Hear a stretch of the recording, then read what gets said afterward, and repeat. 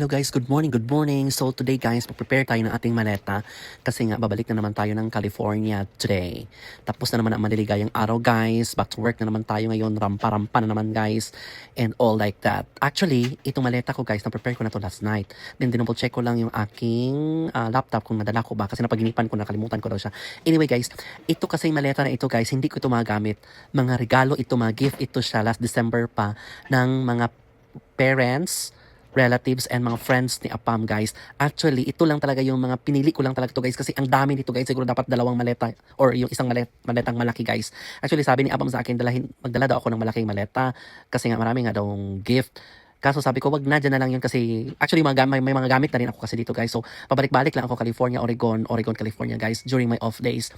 Then, ito kasi sila guys, especially ang parents niya at saka mga kapatid ni Afam Bridge, sobrang generous guys at sobrang bait. Wala akong masabi guys.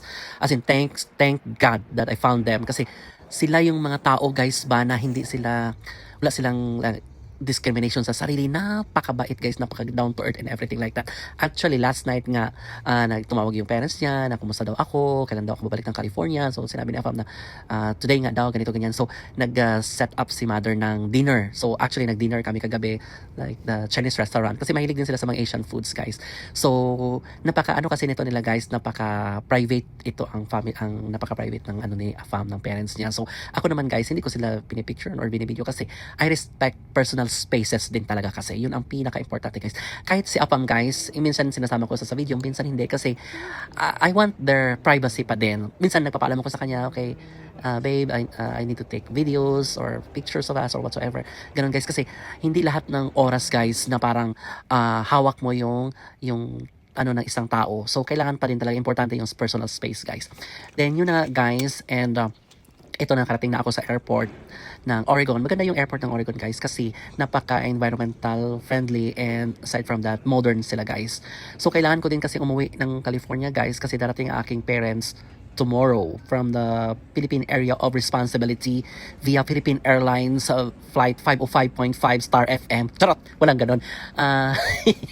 Galing ng lalapag sila sa San Francisco guys. Actually, ewan ko ba dito sa aking mga parents, oy, kararating lang nila guys, no? Last 3 months ago nandito sila guys, tapos ngayon babalik na naman sila guys. Ewan ko ba guys, nagustuhan nila dito sa Jumerica ba? Anyway, deserve naman nila guys kasi mga retired naman sila.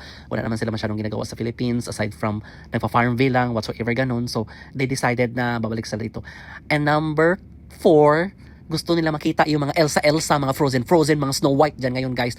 Aywan ko lang guys kung tigil sila dyan sa pagustuhan nila ang mga ang mga snow. Actually, maganda lang ang snow guys kasi maputi siya, crystal clear talaga yan siya. Pero guys, ewan ko ha, may mga ibang tang gusto nila. Ako, hindi ko siya bet masyado kasi sobrang lamig guys. Para ka sa loob ng frozen, fresh floors and plasma, whatsoever ba dyan ngayon.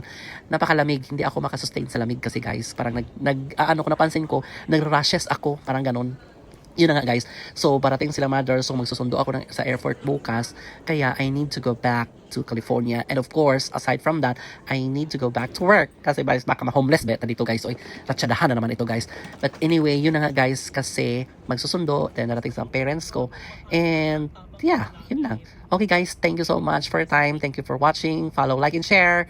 And comment down below. Bye!